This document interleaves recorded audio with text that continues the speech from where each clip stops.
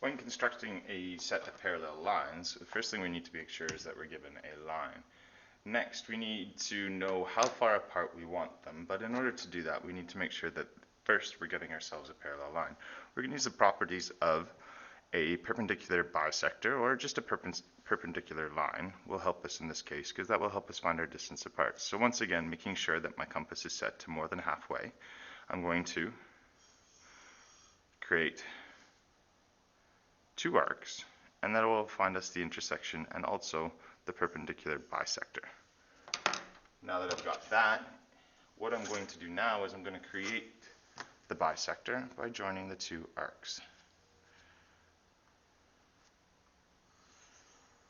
So this has given us a perpendicular bisector, which is helpful because I know that this right here is 90 degrees.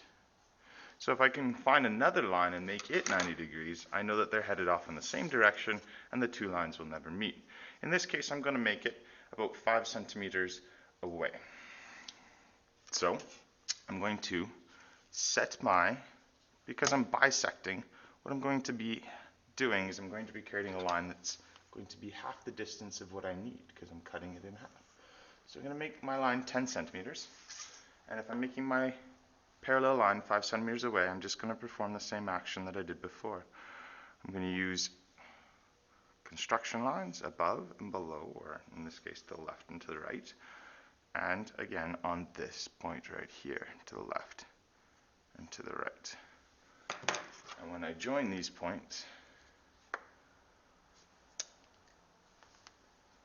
what I do know about it is I do know that these two lines are parallel because I know that I have a 90 degree right here, I have a 90 degree right here, and if I measure it, I can see that they are 5 centimeters apart.